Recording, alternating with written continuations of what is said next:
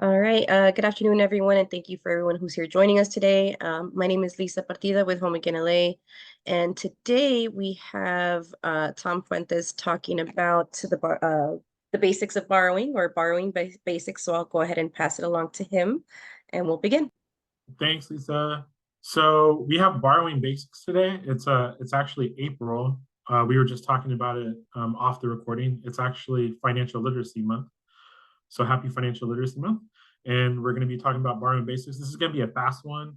There's not too many slides. There's a kind of a lot of information, but yeah, we'll get through it.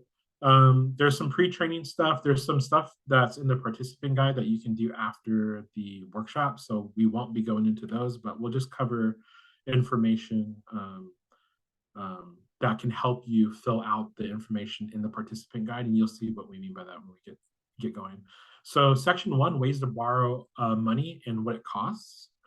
The key takeaway from this section, be sure you can afford the payments before getting a loan. Also know how much it will cost and what will happen if you can't pay that money back. So what does borrowing mean? When you borrow money, a lender provides you money and you have an obligation to them to pay them back, usually in the money that you pay and the interest that you accrue with borrowing the money. So credit is the ability to borrow money, and debt is money that you owe a person or a business. When you use credit to borrow money, you incur debt. So, for example, you incur debt when you borrow money to buy a house or buy a truck or a car, for example, or when you use a credit card. When you use a debit card for buying something that's completely different, because a debit card is linked to your checking account. So you usually you won't incur debt if you're using your debit card, but you can think about it in the terms of using a credit card. There's several different types of loans. We're going to cover two real quick: installment loans and revolving loans. They're the two main categories. An installment loan usually is repaid in equal payments or installments for a specific period of time, usually over several years. An example would be like a fixed rate mortgage for your home, an auto loan, or student loans. On the other side, you have revolving loans. Loans of credit allow you to make unlimited purchases up to a pre-approved dollar limit. Your payments vary based on how much you borrowed. An example of this would be like a credit card, or if you own a home, it could be a home equity line of credit or a HELOC. We also have rent-to-own services as an alternative to different loans as well. So rent-to-own services let you use an item for a period of time by making monthly or weekly rental payments. If you want to purchase the item, your rental payment will partly be credited toward the purchase price. The store will set up a plan for you to rent the item until you pay enough money to own it. And if you choose not to purchase the item, you just return the item at the end. The store is the legal owner of the item until you make the final payment on the item. Rent-to-own agreements are technically not loans, but operate very similarly in the form of a loan. Renting to own can cost 2 or 3 times what you paid for if you bought it in cash. This is kind of, think about the term putting something on layaway, for example. If you decide to enter into a rent-to-own agreement, make sure you understand the contract before doing it, just like you would understand a contract before you would open a credit card or signing the dotted line of buying a car, which we'll get into a little bit of that later. So buying on layaway may be an option, right? So when you use layaway, you typically put down a deposit, usually a percentage of the purchase price, and then you pay the balance over a period of time. The store holds the merchandise for you. You take the merchandise only when you've paid it in full. So make sure that you read and understand the plan. A lot of this stuff is going to be contractual. You want to understand the types of things that you're signing up in the contract, which are going to be things like different fees associated with the layaway plan, consequences of if you're late or you missed the payment, and if there's a refund policy, for example. So we talked about installment and revolving loans. There's another subcategory of this, and it's secured loans and unsecured loans. So with a secured loan, you pledge collateral to secure repayment of the loan. Collateral is an asset that you own, such as a house or a vehicle, or cash for that matter. You can use cash as collateral too. If you can't repay the loan as agreed, the lender can take your collateral as money back that you didn't pay them. So you may be responsible for paying the remaining balance on the loan if the collateral does not satisfy the total amount that you borrowed. There's also unsecured loans. These loans are based on a promise that you'll repay the money that you borrow with no collateral being associated to it. Lenders consider these loans more risky because they're not securing it against the money that they're allowing you to borrow. So they may charge you a higher interest rate as a consequence of that. So it's important to know the costs associated when you borrow money too. You'll generally repay more money you'll generally repay more money than you borrowed. Credit cards are generally an exception. If you do not carry a balance and pay the current charges in full by the due date, you will not be repaying more than you borrowed. So you can use your credit card by swiping. Say you bought something for 25 bucks, your interest rate's 30%. As long as you paid off the credit card in full, then you wouldn't accrue any interest associated to it. Now that we mentioned interest, what is interest? So interest is the amount of money a financial institution is going to charge you for allowing you to use its money. So it's expressed in the form of a percentage.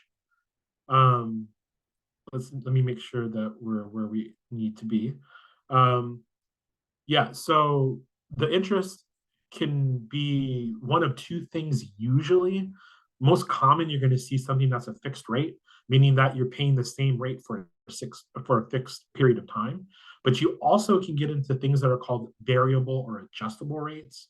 These can change during the term of the loan. So make sure that you know what the loan agreement is so that you know whether or not you have a fixed or a variable rate interest rate.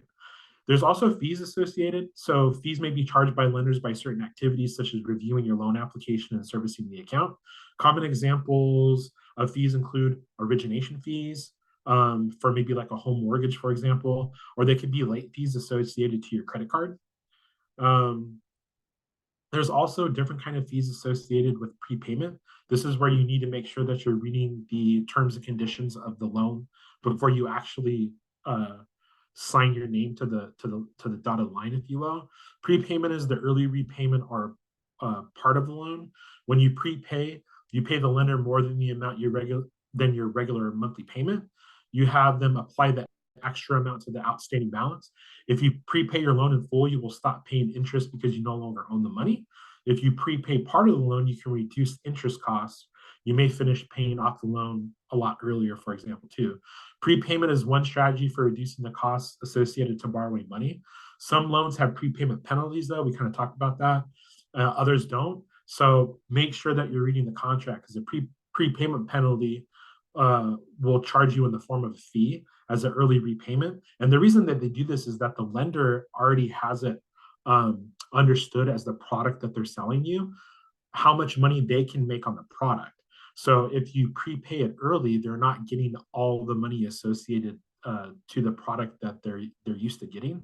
So just make sure that you're reading the terms and conditions prior to understanding whether or not there's a prepayment penalty. And as I was saying in the participant guide for this workshop, there's going to be a few scenarios that you can actually like apply it. They're going to be scenario driven where you can use the information that you gain from the workshop to answer these questions.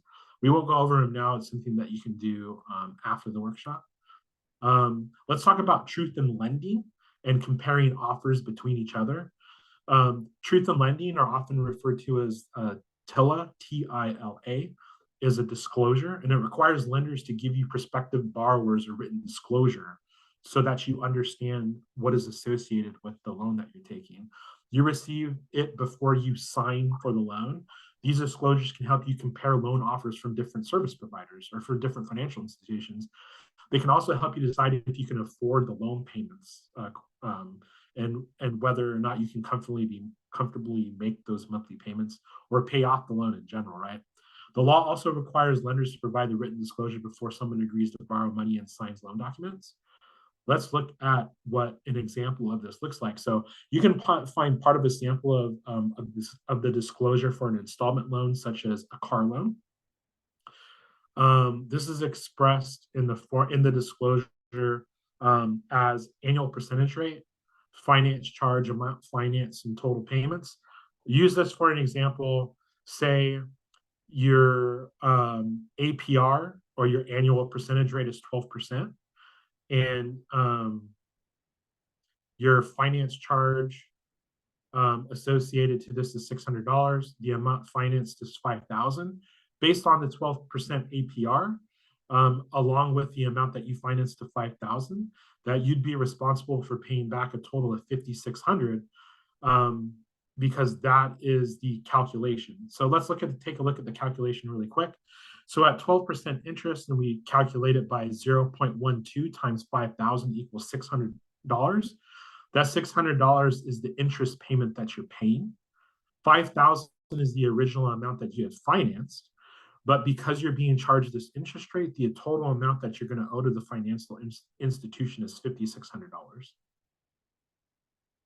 And see, we can see this expressed here as 600 plus the original amount financed of 5,000 equals a total of $5,600.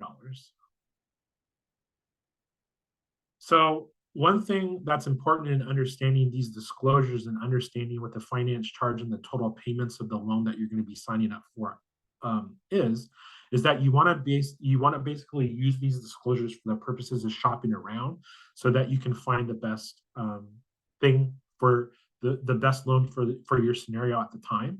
When you're ready to borrow money, shop around to get the loan that works best for you at that current time.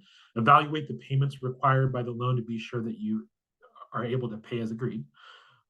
You'll limit the risk of damaging your credit history, or for secured loans losing your collateral altogether. Use these disclosures, in particular that APR that we talked about, to compare the different loan options. So if you can go back, you can see here that the APR in this scenario was 12%. You can use this disclosure to shop around to see if you can find a lower rate somewhere else. You can also seek help from a housing counseling agency if the loan in particular that you're shopping around for is a home mortgage loan. And these are usually approved by the U.S. Department of Housing and Urban Development, or for short is HUD, or a credit counseling organization. So kind of nice organization to use. We actually work a lot with first-time home buyers through the Federal Home Loan Bank and something that's called the WISH program and the Middle Income Down Payment Assistance Program. These programs are facilitated through our community partners. And we use these community partners because a lot of them are credit counseling organizations that are certified through HUD to provide housing counseling for those people who are going to be first-time homebuyers. So it's kind of cool, and we're able to assist in that way. But yeah, it's a pretty nice way if you're considering buying a home for the first time. So for section closing, remember the key takeaway: be sure you can afford the payments before getting a loan. Also, know how much it's going to cost you, and use that TILA disclosure for the purposes of shopping around to make sure that you're finding the perfect product for you. Let's talk about preparing to apply for a loan. So considering what lenders look for deciding to loan money helps prepare you to apply for a loan. So there's several key factors. When you apply for a loan, the lender will decide whether you're a good credit risk. In other words, whether you're likely to pay back the loan as originally agreed. So this can also be referred to as evaluating your credit worthiness. The methods vary lender by lender, vary from financial institution to financial institution, but most generally financial institutions and lenders use what we call the 4 C's, or the 5 C's, or perhaps something else. We're going to go over the C's. Some lenders develop their own loan decision or scorecards used to figure out your credit worthiness. But as far as like the key factors associated with the C's that most institutions would use, it's your credit, your capacity, your capital, and your collateral. So credit, sometimes called credit character. You've paid bills, and your debts on the past is shown in your credit report, can show you that you have a great credit character. There's also capacity, your present and future ability to meet your payments as agreed to. your capital, the value of the assets that you have and what your net worth is, and your collateral, your ability to secure a loan, your ability to have assets to actually secure against a loan.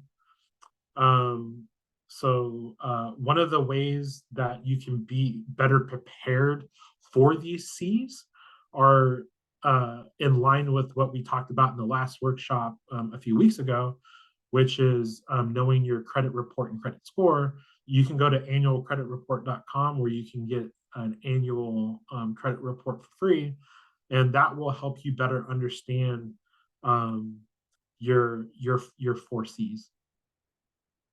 So we talked about capacity. It refers to your present and future ability to perform payments based on what you agreed with the lender. It's important to evaluate how much of your monthly income can go into your debt. How much of your monthly income will be going to debt payments if the lender lends you money. This is called your debt to income ratio. How long you've been employed is a factor as well. Another capacity is how much money you make on a monthly basis and what your monthly expenses are. The other C is capital, and it refers to the value of your assets, pretty much what your net worth is, how much money is in your checking and savings accounts. Do you have any investments or other assets? Like, do you own a house? Do you own a car? What's your net worth, which is your assets minus your liabilities. We also have collateral. Collateral only applies to secure loans. It refers to the assets that secure the loan. So for example, for a home loan or a mortgage, the house is the collateral. And then you also have conditions. Conditions depend on the type of loan and can include how you plan to use the money and overall economic conditions. And in your participant guide, there's a way that you can use the C's in this scenario where Chandra gets ready to borrow money. And again, this is something that you can do after the workshop, but it's basically going to go through the C's and understanding how Chandra is able, or if Chandra is able to borrow money. And as you can see here, you're going to go through the questions of capacity, capital, credit/character, and collateral for that scenario as well. Let's talk about co-borrowing and co-signing really quick. So co-borrowing is taking out a loan jointly with another person. So for example, when I bought my house, I'm a joint owner with my wife, and it shows that on the deed for our house, for example. Jointly buying property can also happen whether you have your children or parents can also be a co-borrower. As a co-borrower, you have to repay the debt as agreed upon between both signers or both authorized borrowers of the loan. The payment history for the loan will appear on the credit reports for both people, both parties. Lenders consider the creditworthiness of both borrowers in the credit decision. So if for some reason you have a bad credit score, you can always have a co-borrower to help you that may help the lender decide whether or not they're going to give credit to you based on the creditworthiness of the other borrower too. There's also co-signing, which is different than co-borrowing. The loan proceeds go to the borrower and not the co-signer. When you co-sign, you promise to pay the debt if the borrower does not. So you'll likely also have to pay late fees or collection costs if the borrower defaults on the loan. Co-signing is common with rental agreements, although we're not discussing renting particularly in this. First-time borrowers and private student loan borrowers often also need co-signers. So this is kind of something associated to student loans as well, where you as the student would be taking on the debt, and then you would have your parent or your legal guardian be the co-signer on that, so that if you're not able to make the payments back, that you would have to have your parent or your legal guardian as the co-signer pay that money back. If you co-sign, the debt will likely appear on your credit report as one of your debts. If this debt is ever in default, the fact may become part of the credit history and affect your credit score, unfortunately, as well. And again, in our participant guide, we have a scenario where we consider whether in this scenario someone should be co-signing on a loan.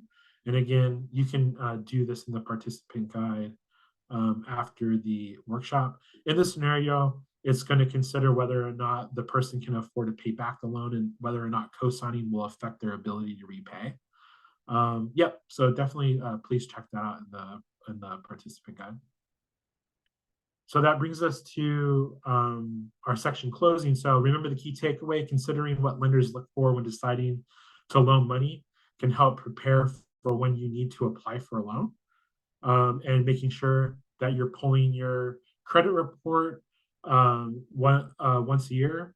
Rarely, if you're able to, if you establish a loan, you can get a credit report through that means as well, like purchasing a car, for example, to making sure that that would help build up your 4Cs as well. And I think this is going to bring us to our final section for borrowing basics. Borrowing when someone helps you manage your money. So we're going to discuss borrowing money when someone helps you manage that. The key takeaway of this section is even if someone helps you manage your money, understand the terms of the loan before you commit to it.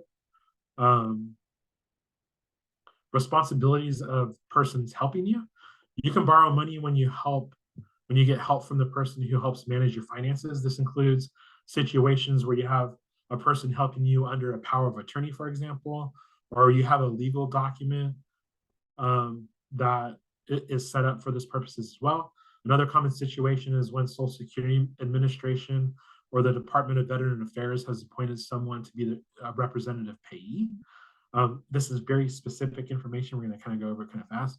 There's also less formal situations where someone can help you with your finances as well. When someone helps you with your finances, they must act in your best interest, manage your money appropriately and carefully, keep your money and property separate from their own, because that's a huge red flag. Keep good records and include good decision making for this process. What to discuss? If you want or need to borrow money when someone's helping, you should understand the answers to several key situations. You may want to talk about these with the person who helps you with your finances as well as a trusted advisor. It's okay if people are helping you with your money also when you're answering these questions, because you don't need to know all the answers to all the questions. But why do you need to borrow money? Do you have enough money to repay the loan? How will you make the payments for the loan? Will borrowing money affect any sources of your income? What's the best borrowing option for your needs at the particular time? If you decide to borrow money, it's important to understand the terms of the loan before you commit to it, just like we talked in the past sections. How much money are you borrowing? How much money do you have to pay it back in total? How much money you have to pay each month, when the payments are due, so on and so forth. And yeah, that's pretty much brings us to our final conclusion for borrowing basics. It was kind of a short one with kind of basic information. But yeah, if I know we have someone on, let me know if there's any questions. No questions, just asking for the recording. Yeah, borrowing basics, that's always a fast one. Yeah. All right. All right, then thank you so much, Tom, for all your presentation today. And if you have any questions, I guess they'll go ahead and email me if they have any questions. Yeah, All right. Good. Thank you, Tom. Have a wonderful week. All right, have a good week, Lisa. Thanks. Bye. Thank you.